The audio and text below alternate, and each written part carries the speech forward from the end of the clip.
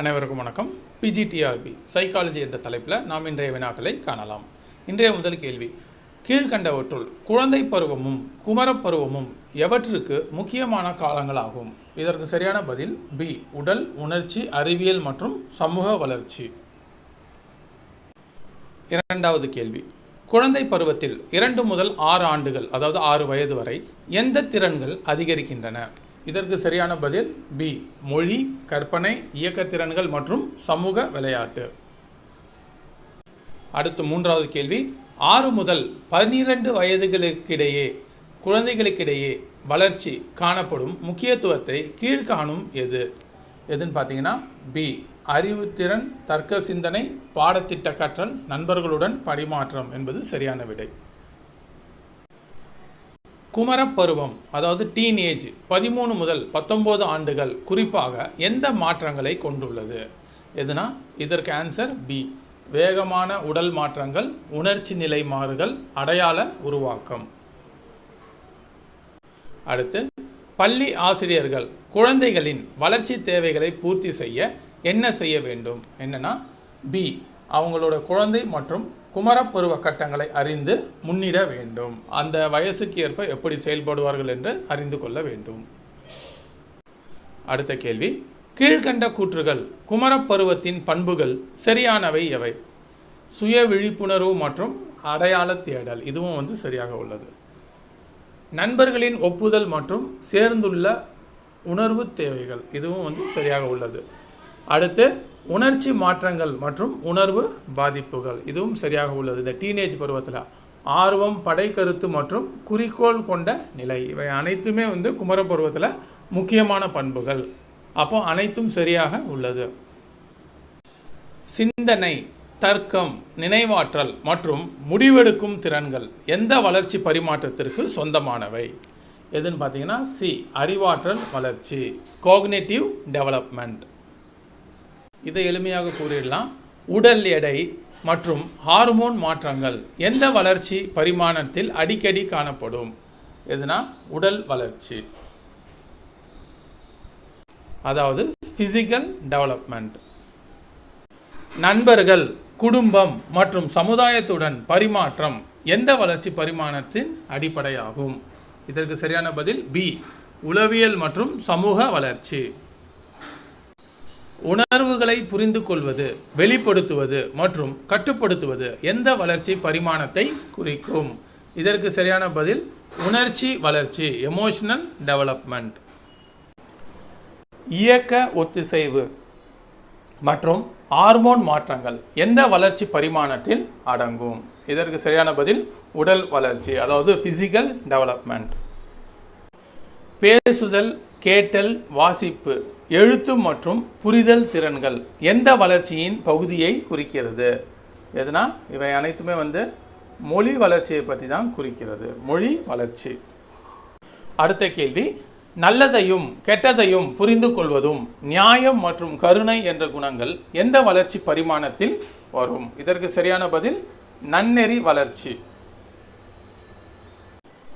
எந்த வளர்ச்சி பரிமாணம் பேசுதல் மற்றும் எழுதுதல் திறன்களை மேம்படுத்த உதவுகிறது? எதுனா மொழி வளர்ச்சி, அதாவது லாங்குவேஜ் டெவலப்மெண்ட். அடுத்து, நியாயம் மற்றும் கருணை போன்ற குணங்கள் வெளிப்படுத்துவது எது? இதற்கு எதுன்னு பார்த்தீங்கன்னா நன்னெறி வளர்ச்சி என்பது சரியாக உள்ளது. கேட்கும் திறன், வாசிக்கும் திறன் மற்றும் புரிதல் திறன் ஒருங்கிணைக்கப்படுகின்றன எத்தனை பகுதி சார்ந்த வளர்ச்சியில்? இதற்கு சரியான பதில் 4 திறன்கள். அடுத்த கேள்வி, ஜீன் பியாஜே என்பவர் யார்? இந்த ஜீன் பியாஜே என்பவர் சுவிஸ் உளவியலாளர். இவரை பற்றி இல்லாமல் உளவியல் என்பது முழுமையடையாது. ஜீன் பியாஜே முக்கியமான ஒரு உளவியலாளர், சைக்காலஜிஸ்ட். அடுத்து, ஜீன் பியாஜே எந்த துறையில் ஆய்வு செய்தார்? இதற்கு சரியான பதில் அறிவு திறன்கள், கோக்னிட்டிவ் டெவலப்மெண்ட். அந்த திறன்கள், ஸ்கில், அதற்காக இவர் ஆய்வு செய்தார், குழந்தைகளோட அறிவு வளர்ச்சி பற்றி. பியாஜேயின் முக்கிய கருத்து என்ன? இதற்கு சரியான பதில் குழந்தைகள் தாங்கள் சந்திக்கும் சூழலோடு தொடர்பு கொண்டு அறிவை உருவாக்குகிறார்கள். அவர்களுடைய சூழல் தான் அவங்களுடைய அறிவை தீர்மானிக்கிறது. பியாஜேயின் அறிவு, அதாவது அறிதல் திறன் வளர்ச்சியில் எத்தனை கட்டங்களை முன்மொழிந்தார்? இதற்கு விடை சி, 4. அடுத்த கேள்வி, பியாஜேவின் அறிதல் திறன்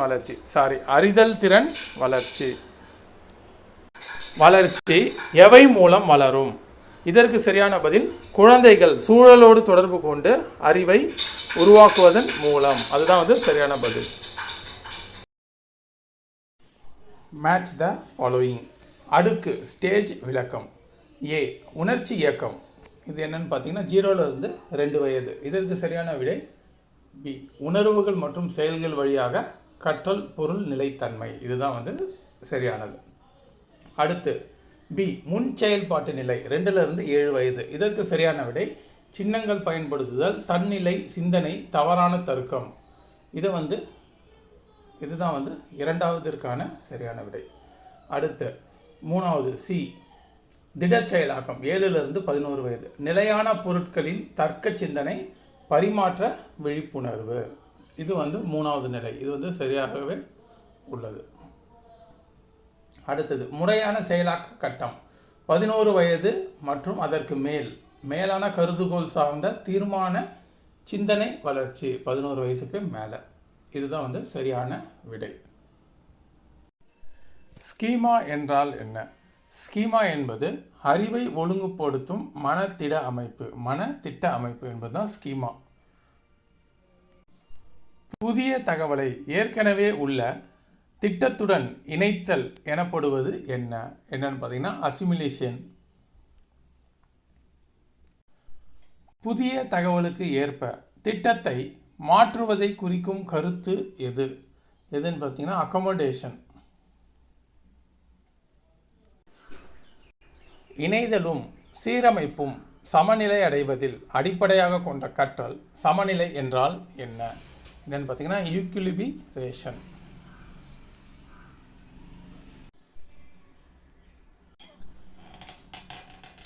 குழந்தை மைய கற்பித்தல் மற்றும் கண்டறிதல் டிஸ்கவரி பேஸ்டு கற்றலின் முக்கியமான அம்சம் எது? இதற்கு சரியான விட பி, குழந்தையின் வளர்ச்சி கட்டத்திற்கு ஏற்ப செயல்பாடுகள் வழங்கப்பட வேண்டும்.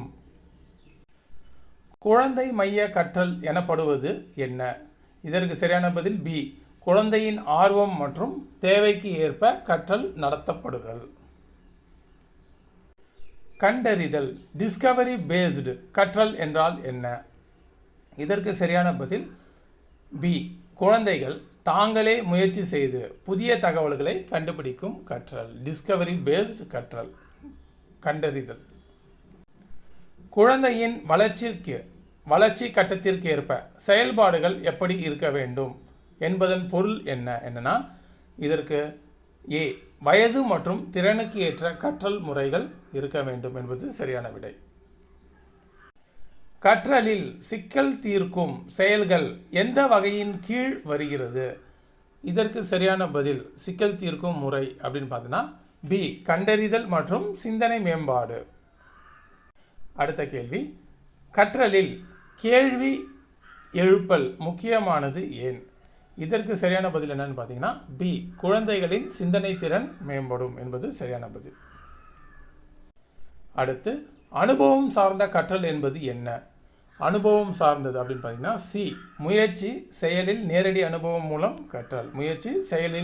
அனுபவம் மூலமாக கற்றல். ப்ரூனரின் கூற்றுப்படி விளக்கமான கற்றல் எப்படி பெற்றுவிட வேண்டும் அப்படின்னா பி, மாணவர்கள் தாங்களே உண்மைகள் மற்றும் தொடர்புகளை கண்டுபிடிக்கும் முறையில் கற்றல் வேண்டும் இப்படின்னு கூறியவர் யாருன்னா ப்ரூனர். ப்ரூனர் முன்வைத்த சுழற்சி பாடத்திட்டம் அதாவது ஸ்பைரல் கரிக்குலம் என்றால் என்ன? இதுக்கு என்னன்னா பி, சிக்கலான கருத்துக்களை முதலில் எளிமையாக அறிமுகப்படுத்தவும் பின்னர் மீண்டும் சிக்கலுடன் கற்றுக்கொள்ளவும் செய்யும் பாடத்திட்டம். அதுதான் வந்து ஸ்பைரல் கரிக்குலம், சுழற்சி பாடத்திட்டம். அடுத்த கேள்வி, எரிக் எரிக்சன் மன உளவியல் வளர்ச்சியின் எத்தனை கட்டங்களை முன்வைத்தார்? இதற்கு சரியான பதில் டி, 8 என்பது சரியானது. ஆரம்ப குழந்தை பருவத்தில் இயர்லி சைல்டுஹுட் 1லிருந்து 3 வயதுக்கு எரிக்சன் எந்த மன உளவியல் சிக்கலை குறிப்பிடுகிறார்? இதற்கு சரியான பதில் சி சுயாதீனம் வெஸ் வெறுப்பு மற்றும் சந்தேகம். குழந்தைக்கு எந்த வயதில் நம்பிக்கையை வளர்க்கிறது? எதுனா ஏ இன்ஃபான்சி 0லிருந்து 1 வயது. எரிக்சனின் சைக்காலஜிக்கல் டெவலப்மெண்ட் குறித்த தொடர் உண்மையில் எது சரியானது? இதற்கு பி ஒவ்வொரு கட்டத்திலும் மன உளவியல் சிக்கல் உள்ளது மற்றும் அதை சமாளிக்க வேண்டும். ப்ரூனர் யார்? ப்ரூனர் என்பவர் யார்? இவர் யார்னா சி அமெரிக்க கல்வியாளர் மற்றும் மனவியலாளர் ப்ரூனர். 1 முதல் 3 வயது குழந்தைகளின் எரிக்சன் குறிப்பிடும் மன உளவியல் ஃபோம் எது? மன உளவியல் ஃபோம் அப்படி என்னன்னு பார்த்தீங்கன்னா பி சுயாதீனம் வெஸ் வெக்கம் மற்றும் சந்தேகம். 3 முதல் 6 வயது குழந்தைகளின் எரிக்சன் ஃபோம் எது? ஃபோமை எது அப்படின்னு பார்த்தீங்கன்னா இதற்கு சரியான பதில் ஏ முன்முயற்சி வெஸ் குற்ற உணர்வு. 6 முதல் 12 வயது குழந்தைகளின் மன உளவியல் ஃபோமை எது? இதற்கு சரியான பதில் பி தொழில் முனைவு வெஸ் தாழ்மை உணர்வு. இளைஞர்களின் மன உளவியல் ஃபோமை என்றால் என்ன? எதுன்னு பார்த்தீங்கன்னா இளைஞர்களுக்கு பி அடையாளம் வெஸ் பாத்திர குழப்பம். தாம யார் என்பது அறிவதில் ஏற்பட்ட குழப்பம். 18 முதல் 40 வயது நோக்கில் எரிக்சன் எது ஃபோமையாக குறிப்பிட்டுள்ளார்? இதுக்கு எதுன்னு பார்த்தீங்கன்னா நெருக்கம் வெஸ் தனிமை என்பது சரியான பதில். தொழில் முனைவு வெஸ் தாழ்மை உணர்வு ஃபோமை எது காலவரிசையில் கரெக்டானது சரியானது அப்படின்னு பார்த்தீங்கன்னா பள்ளி பருவம் சி ஸ்கூல் ஏஜ் 6லிருந்து 12 வயது வரை. 40 முதல் 65 வயது மன உளவியல் ஃபோமை என்ன அப்படின்னு சொல்கிறாங்க? இதற்கு விடை பி தலைமுறை வளர்ச்சி வெஸ் நிலை தடுப்பு என்பது சரியானது. குழந்தைகள் விளையாட்டிலும் சமூக தொடர்பிலும் தங்கள் அதிகாரத்தையும் கட்டுப்பாட்டையும் வலியுறுத்த முயற்சிக்கும் வயது எது? இதற்கு சரியான பதில் சி ப்ரீ ஸ்கூல் 3லிருந்து 6 வயது வரை. இதுதான் சரியானது. நம்பிக்கை வெஸ் அவநம்பிக்கை என்பது எந்த வயது கட்டத்திற்கு சொந்தமானது? இதற்கு சரியான பதில் ஏ திறனின்றி வளர்ப்பு இன்ஃபான்சி 0 முதல் 1 வயது வரை. நம்பிக்கை வெஸ் அவநம்பிக்கை. இளைஞர்கள் தங்களை அறிந்து கொள்வதற்காக பல பாத்திரங்களையும் ஆராயும் மன உளவியல் ஃபோமை எது? எதுனா அடையாளம் வெஸ் பாத்திர குழப்பம். உணர்ச்சி நுண்ணறிவு EQ என்றால் என்ன? இதற்கு பதில் பி உணர்வுகளை அடையாளம் காணும், புரிந்து கொள்ளும், கட்டுப்படுத்தும் மற்றும் திறமையாக பயன்படுத்தும் திறன் என்பது சரியான விடை.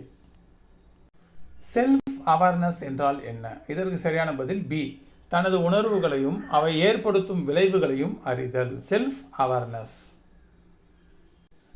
செல்ஃப் ரெகுலேஷன் என்னவென்று பொருள்? செல்ஃப் ரெகுலேஷன் என்றால் என்னவென்று பொருள்? இதற்குனா பி குழப்பத்தை உண்டாக்கும் உணர்வுகளை கட்டுப்படுத்தும் திறன் செல்ஃப் ரெகுலேஷன்.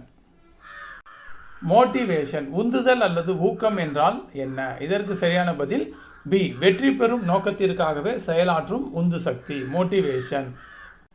எம்பதி கருணை என்பதில் என்ன வருகிறது? இதற்கு சரியான பதில் ஏ பிறரின் உணர்வுகளை உணர்ந்து அவர்களுக்கு ஏற்ப பதிலளித்தல் எம்பதி கருணை.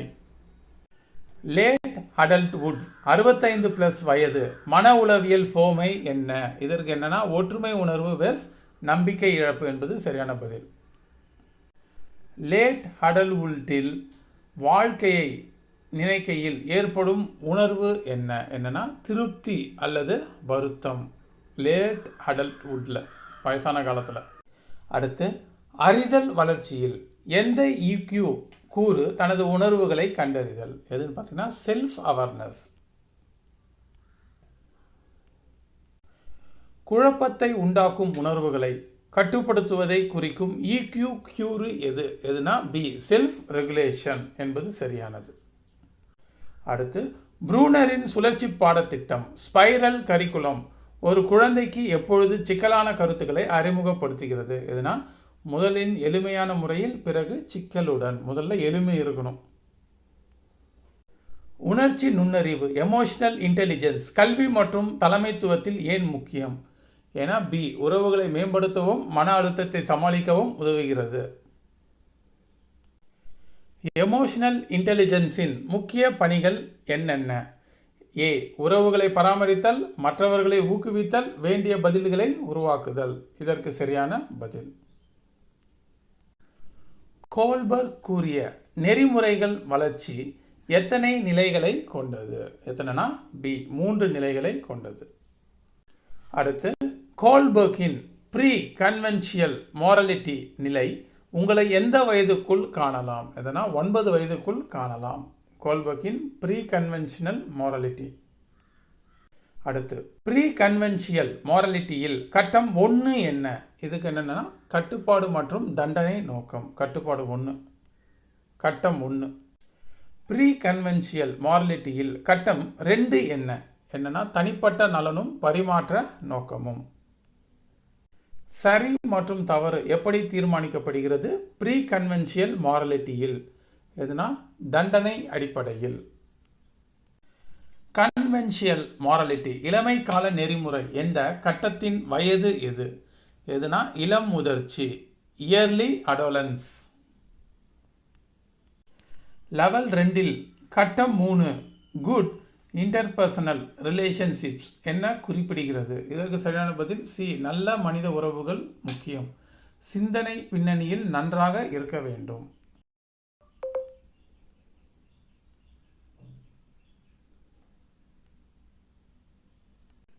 அடுத்து லெவல் 2இல் கட்டம் 4 மெயின்டைனிங் சோஷியல் ஆர்டர் எது? எது பார்த்தீங்கன்னா பி சட்டங்களை கடைபிடிப்பதும் அதிகாரத்தை மதிப்பதும் நெறிமுறை ஆகும். அடுத்து போஸ்ட் கன்வென்ஷனல் மாரலிட்டி பிறகு மரபு வழி நெறிமுறை கட்டம் 5இல் அடிப்படையில் என்ன நடக்கும்? எதுனா ஏ சட்டங்கள் முக்கியமானால் சமூக நலனுக்காக மாற்றலாம். பி. அடுத்து போஸ்ட் கன்வென்ஷனல் மாரலிட்டியில் கட்டம் 6 யூனிவர்சல் எத்திக்கல் பிரின்சிபல் என்ன குறிக்கிறது? இதற்கு சரியான பதில் சட்டத்தை மீறி சொந்த நெறிமுறைகளில் செயல்படல். ஏ. கோல்பர்க்கின் கோட்பாட்டில் 3 நெறிமுறை நிலைகள் எவை? இதற்கு சரியான பதில் ப்ரீ கன்வென்ஷியல், போஸ்ட் கன்வென்ஷியல். ஏ இதுதான் சரியான பதில். நெறிமுறை கொள்கைகளுக்கு ஏற்ப நடந்து கொள்வது எந்த கட்டத்திற்கு சொந்தமானது? இதற்கு சரியான பதில் சி கட்டம் 6. குழந்தை பருவத்தில் எது முக்கியமான ஒரு செயலாகும்? எதுனா மொழி கற்றல் என்பதுதான் இதற்கு சரியான பதில். குமர பருவத்தில் குழந்தைகள் என்ன செய்வார்கள்? இது எதுன்னு பார்த்தீங்கன்னா அடையாளம் காணல். மனத்திறன்களில் எந்தவை அடங்கும்? மனத்திறன்களில் எதெல்லாம் அடங்கும்? இதற்கு சரியான பதில் ஏ நினைவாற்றல், காரணம் காண்பது, கவனம், பிரச்சனை தீர்வு என்பது சரியானது. மாணவர்களின் மனத்திறன்கள் எவ்வாறு இருக்கும்? இதற்கு சரியான பதில் பி ஒவ்வொருவருக்கும் மாறுபடும். அடுத்து தனிப்பட்ட வேறுபாடுகளில் அடங்குவது என்னவென்று பொருள்? இதற்கு என்னன்னா பி நுண்ணறிவு, ஆர்வம், ஊக்கம் மற்றும் கற்றல் வேகத்தில் வேறுபாடுகள். ஆசிரியர்கள் தனிப்பட்ட வேறுபாடுகளை எப்படி சமாளிக்க வேண்டும்? இதற்கு சரியான பதில் பி மாணவரின் தனித்திறனுக்கு ஏற்ப கற்பித்தல் முறைகளை மாற்ற வேண்டும். அடுத்து மெதுவாக கற்றவர்கள் என்ன தேவைப்படும்? மெதுவாக கற்பவர்களுக்கு என்னன்னா பி அதிக நேரம், பயிற்சி மற்றும் எளிய உள்ளடக்கம். தாமதமாக திறமையும் வளர்ச்சியும் பெறும் மாணவர்கள் யாராக இருக்கிறார்கள்? யாருன்னா அவர்கள் சி லேட் ப்ளூமர்ஸ் மெல்ல கற்கும் மாணவர்கள். சிறப்பு தேவையுள்ள மாணவர்கள் CWSN என்னவாக இருக்கலாம்? என்னன்னா சி உடல், அறிதல், உணர்ச்சி அல்லது கற்றல் குறைபாடுகள் இருக்கலாம். அறிவியல் இல்லை, இது அறிதல். சிறப்பு தேவையுள்ள மாணவர்களுக்கு எந்த வகை கல்வி தேவையாகிறது? இதற்கு பி ஒன்றிணைந்த கல்வி மற்றும் ஆதரவு நெறிமுறைகள். வேறுபடுத்திய கற்பித்தல் அதாவது டிஃபரன்ஷியேட்டட் இன்ஸ்ட்ரக்ஷன் என்பதன் பொருள் என்ன? இதற்கு பதில் பி மாணவனின் தேவைக்கு ஏற்ப பாடம், செயல்முறை அல்லது முடிவை மாற்றுவது என்பது சரியானது. நடுநிலை கற்றல் மெடிடேட்டட் லேர்னிங் என்றால் என்ன? ஆசிரியர் மாணவரின் புரிதலை மேம்படுத்த உதவும் செயல்களில் ஈடுபடுகிறார். நடுநிலை கற்றல். ரெமெடியல் டீச்சிங் எப்படியான மாணவர்களுக்கு வழங்கப்படும்? எதுனா சி, பாடங்களில் பின்னடைந்த மாணவர்களுக்கு ரெமெடியல் டீச்சிங் வழங்கப்படும். அடுத்து, செழிப்பான திட்டங்கள் என்ரிச்மெண்ட் ப்ரோக்ராம்ஸ் எந்த மாணவர்களுக்கானது? இதனா பி, திறமை வாய்ந்த அந்த புத்திசாலித்தனமான மாணவர்களுக்கு. ஒரு பள்ளி ஆசிரியர் ஒரு மாணவரின் தனித்திறமைகளை புரிந்து கொண்டு பாட கட்டமைப்பை மாற்றினால் அது எந்த திட்டத்தின் கீழாகும்? என்னன்னா அது வேறுபடுத்திய கற்றல். சி, வேறுபடுத்திய கற்றல்.